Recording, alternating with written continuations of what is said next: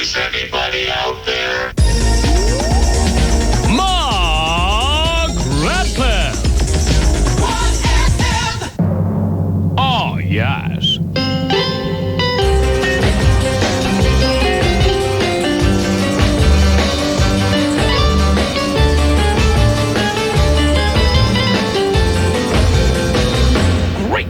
That's interesting, isn't it? But what is interesting, that, Tony, but this is a clipping from the Times here. It says, it's 10 o'clock, Radio 1, Mark Radcliffe, aided by Marc Riley. So when exactly is the boy Riley going to aid you then? About bloody time he did up out, instead of just coming on air, putting everyone off with his comedy farting routine and styleless, pensioned-off catchphrases, which are both, quite frankly, old hat. I seem to remember reading similar descriptions of your show in the Christmas double super bumper Alan Hansen Wrights issue of the Radio Times, something along those. Mark Radcliffe with the help of the boy Lard. And if he's not careful, I'll aid him to stick his fist up his bottom. Mark Radcliffe hindered by the bothersome crashing boar, boy right, Lard. Where does he live? Like. Where does he live, Arkin? He lives in... Portishead. Portishead. Right. Yeah, Is it good judge? Portishead. He said, only joking, Arkin, I don't want the tub of cooking Marge coming round to batter me. Very wise. 13 West Hill. Nice one, Arkin. Right. Okay, then. Anyway, Mark Lamarr is with us this evening. And you've been to Jamaica, because I saw it on the telly on New Year's Eve. So. Yeah, have you ever been? No. It's just like you'd expect it to be. I went just before, I think the day before I left, I watched that Peter Tosh documentary that was on TV. Right. And one of the bits that really cracked me up was that they'd done a lot of graffiti on the road, all across the middle of the road, saying freedom. But they'd missed out the R, and it said freedom, and I thought this is hysterical. But I think it's just like that in Jamaica. They just can't be bothered, and it really is a country that's laid back. And everywhere you go, Bob Marley's playing, not himself, obviously, records, and everyone tries to say you ganja everywhere you go, literally everywhere. Like, got off the plane, and the bloke who was carrying all the luggage for our party onto the coach offered me some there, and I was out at sea. I was swimming out at sea, and I was quite a long way out, and this is absolutely true. A bloke in a rowboat rowed up to me, and he said, "Come here." So I swam over to him, and I'm quite a long way out of this point. And he said, "Do you want to buy some weed?" And I don't smoke it anyway, but it's, hardly the same. Well, exactly. It could have been seaweed. Could have been. I thought you were going to say it was a seal or something then. I thought he's taking the mickey here. What, the bloke in the boat was a seal? Yeah, so no, it was exactly as you'd expect Jamaica to be, really, and I had a great time because what I was hoping. Have you ever seen that film, The Harder They Come? Yeah, with Jimmy Cliff in it. Jimmy Cliff, yeah, and he plays in the band in the hotel. Yeah, and I was thinking, it'd be great if there's some like good reggae stars on it, and I really love ska, or as they say in Jamaica, ska. Because if you say ska, you get laughed off the island, I found out after saying ska. But there was a bloke in the first night that I stayed there. In our hotel, there was a really good hotel band playing, and they introduced this bloke Roy Richards who made a couple of really good ska records in the 60s. And I was thinking, this is very exciting, but it was pitiful. It wasn't the phrase I was going to use, but it was really pitiful. This bloke came cabaret. On. Yeah, but it wasn't so much that. It was just that he was very bad. He played harmonica. I don't know if you play harmonica or if you know about it, but if you play a diatonic harmonica, you can only play certain notes of the scale. Obviously, yeah. And he didn't seem to realise this, so he came on and he played My Way, but with all the wrong notes. And he did that really sad thing that you've obviously seen in cabaret, where people say, "Right, I want you all to go, yeah," and like half a dozen people go, "Yeah," and they go, "I can't hear you. I want you all to go, yeah." So he said, "I want you all to go, oh." And like no one, not a single soul said anything. And he does that at breakfast time. But then after like no one did it, he went, "I can't hear you. I want you to go, oh," and it was just very, very sad. But he had the best introduction I've ever heard. The house band came on and played a few numbers, like cover versions and stuff. And they said, "Right, now it's time to introduce one of Jamaica's top cabaret stars. He's been singing since the age of 7. He plays harmonica with his nostrils and he's partially blind. Ladies and gentlemen, Roy Richards." And this sort of gave you a bit of an indication of what was going to come, and that was quite a sad little incident. Because I talking about it completely unrelated, really, but when my mum went on holiday to Bulgaria, she brought back a tape because she knew I was interested in music and thought she'd bring back some Bulgarian music of the band who'd been playing in the hotel. And of course, it was like some crap Bulgarian cabaret trio doing Una Paloma Blanca. So, it wasn't with bad harmonica playing on it by any chance. Now you come to mention it. She did say the singer had sunglasses on as well. But what else were you doing there? Obviously doing this programme, but what's it like? Kind of people come back from Jamaica saying like, all right, nobody can be bothered and all that sort of thing. Well, that's a bit unkind that nobody can be bothered. But they kind of feel really threatened that it's like violence seems to be sort of waiting for you around every corner. No, I don't think that's true. I think it's the same as in any big city. If you go to Kingston, there are places you don't go. It's the same as if you go to New York or London or Manchester. There are certainly places around Lard's area that you wouldn't head for at all. But generally, yeah. Well, sorry. Yeah, go on, no. No, but no, generally, I mean, I was in a resort town, Ocho Rios, which is sort of the third biggest town, and there was no problem at all there. But it is nice that everyone's really laid back and nothing ever really gets done. You know, I heard a story about Radio 1 did a live broadcast from Jamaica. Yes. A few weeks before I think was over there. that was the week we got sent to Doncaster to do our side of that broadcast. Yeah. Oh, lovely. But someone said that the head engineer, the BBC engineer, and you know what BBC engineers are like, or the head ones, anyway, or I can't mention any names because I don't know his name. Right, yeah. But, you know, they're all like, get me a DS4561 to go into this C3PO or R2D2 sort of thing. Yeah. And they said they rang up the bloke in Jamaica, and he said, they said, right, I want to go through all the technical specifications of the show. And he went, I'm building a spliff, call me back. And they were saying, no, it's very important. He said, you've vexed me now, you've vexed me. Just come over and we sort it out there. And it was like that all the time. When I was in the hotel, someone said to one of the waiters or whatever, they said, is it going to rain today? Then do you think it's going to rain? And he went, later, man, later. And they went, it's going to rain later. And he went, no, ask me later.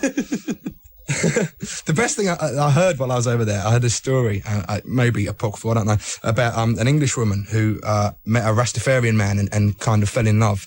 And it's very late at night and they're in bed and just about to, you know, do what people do as they're about to fall in love. And he said, no, I can't do this. I'm a religious man, I'm a Rastafarian, and unless we're married, I can't get involved in this sort of thing. And she said, well, you know, let's go and get married then. Well, you know, might as well. So it's like 2:00 in the morning and they go out trying to find some dodgy priest or marry them just so they can get down to the sort of connubial part of the wedding. Right. And eventually they knock up a few priests and they say, no, we can't do it, it's unethical. Then they find one. He said, well, look, I do find this a little bit immoral, but let me ask you this question. Do you love this woman? And he said, me love everybody, me want her. Fairly does. All right, Mark Lamarr, back from Jamaica, and we'll talk a bit about travels in the States a bit later on. Where have you been? What? Where have you been? Your travels, interesting. I mean, you've heard what people do. They come on the show and talk about interesting places they've been. So go on then. And as well as Mark Lamarr, world globe hopping, travel and other planets and things, we've got the boy Lard. Hiya. Where have you been? Filey. Mark Lamarr, you're from that sort of London media circuit. Though I saw Jonathan Ross. I'm not from any circuit where people dress up as women. I saw Jonathan Ross. Well, what? Not even the women. No. Boys only, your club then, eh? I should say so. Right, okay, but Jonathan Ross was like, it caused some consternation by dressing up in a skirt the other day. Do you know what annoyed me most about that whole thing? Was when I was in America, I went to see that film just so I could get back and say to everyone, oh yeah, seen it. And then the day I got back, it was the day of the premiere and everyone else had seen it. Right. Oh, right, what film? I can't remember what it was called, it was rubbish. Right. Oh, something with a vampire, Interview with a Vampire. Interview with a Vampire, yeah, right. Would you wear a frock, Lard? Yeah. Good. 1-1 then. Right, well, another addition to the programme this week. And we helped you out there, didn't we? Pardon? We helped you out on that little bit there, me and Lard. I thought I was helping you out because, you're just sitting there reading the papers and drinking beer, really. I just thought it was I was just kind of bringing you into the swing of things, really. But I won't again. Right, what was I? Oh, flipping heck, I don't know what to say now. Phil, while I think of something. Live and Kicking, featuring Cyndi Lauper, BBC One, 9:15. What date's this? 4th of the 2nd. Oh, there you go. Poison and Queensryche on MTV Unplugged. That's the other side, our kid. Yeah, you're all right. But The Beautiful South, their compilation of singles is quadruple platinum. Just pointing it out, 1.2 million copies sold. Before that, Morrissey, and which is a collection of B-sides and outtakes, which sounds like a bit of a rip-off, but it's actually pretty good. Very popular band. A lot, that, isn't it? Yeah. I must say, fan though I am, I'm getting a bit bored with this sort of grainy black and white imagery that goes on Morrissey's sleeve. I think he should put a Harlequin jumpsuit on for the next one and give us all a laugh. What's on the cover of that Beautiful South album? Can you remember, Lard? Dead colourful and stuff. Some tosser in a clown suit and a rabbit suit or something, I think. And before that, it was the new single by Gene, Haunted by You, which is out on the 20th. Are you going to do the tour dates, boy Lard? Yeah, Dark Side of the Moon's only done 7 times platinum and already coming up the charts, the Best of Beautiful South's done 4 platinums. It's not bad. Before is it? you do that, and, what's the circulation of the Sun? I don't know. Compared to the About a year. I don't know. circulation of, the paper. I don't How know. many people buy it a day? I don't know. About 4 million. Yeah. What does it prove, Mark? I mean, it proves that 4 million people buy the Sun. I mean, what else can I take from that? Indeed. Right. Mark. And gloves are off. What are you saying? Not many people listen to this show. Is that what you're saying? I should play. Well, everybody knows that. My God. Even less when you're on. Only joking. Oh, no. Now, listen, this is from Angharad Dalton, who wanted me to play that Smith record for, I can't pronounce that name, but it's something like Ifen. Mind you, the best of Chris Rea's gone platinum. You're in now. Listen, I don't mind interrupting me, but you're interrupting someone's request here. Oh, I'm Somebody's sorry. finest hour. That is really rude. For I mispronounced that, I'm sure, but Ivan Reese in Wick, who went to Australia yesterday, so he's not heard it anyway. But anyway, she's going to miss So it lots and didn't lots. matter if I interrupted it. Well, you just interrupted and see what it says next. It says, "Where the cuff has Mark Lamarr gone? Please God, he'll be back soon." Oh. Now you Because see. I love him, God, I feel and bad. I want to have his children. Now my boyfriend has gone to Australia God, I feel yesterday. terrible. Is what she says there. Right. Well. Right. Okay. Tour dates for Jean. I think we'll have now. I can't do it. I can't talk. You're not doing it anyway. Okay. Right. Turn him off, our kid. He's getting lippy. Nice one. Okay. Over to the tour date desk and the boy Lard. Oh, sorry, Arkin. 19th of February, Blackwood at Blackwood Institute. The 20th, Tree Forest, University of Glamorgan. 22nd, Bangor University. 23rd, Belfast, the Limelight. 24th, Dublin, Tivoli. 25th, Londonderry, Gweedore. 28th, Greenock, CC Browns. We're on to March now, and it's a first. Aberdeen, the Lemon Tree. The 2nd, East Kilbride, the Bruce Hotel. 3rd, Glasgow, which is near Edinburgh, which is a bit unfortunate. The Garage, and then prior to these dates, and it's all been scribbled out, so that's your lot. Well, that is. I mean, Lamarr, I know you do anything, but you're muscling in on Lard's act now, and he's got the saddest job in the world. Yeah, that's a point. Love child, and I play that for Zoe Cumberland, who is 18 tomorrow, and that's for your mate, from your mate Sophie Park in South London, and also hello to Roland Stone. And in fact, Sophie's enclosed an invitation to Zoe's birthday party for me and you, Lard. Nice one. What do you reckon? Where is it? I think it's in Dulwich. It's a bit south, that, isn't it? Bit south, that. But thanks anyway. Yeah, Is that very his real nice name? off there. Is that a real name, Roland Stone? I've no idea. It only just occurred to me. Thick get that I am, not like you intelligent southern types. Anyway, Mark Lamarr is here on 1FM. And you've been to America. Was that holiday or were you working there? Yeah, as no, well? it was holiday. I just I've never sort of driven around the small towns. I've been to sort of Los Angeles and New York and stuff, and I wanted to see what it was like in small town America. Right. And what you find out is that you find out why Forrest Gump was so successful, because it's something they can all identify with. You know, it is all sort of very polite people, but all a little bit sort of naive in the ways of the world, it seems, and all they ever say is appreciate it. Everywhere you go, everything you do is. I'm sure you could go in and crap on their carpet, and they go, "Appreciate you taking the effort there, boy."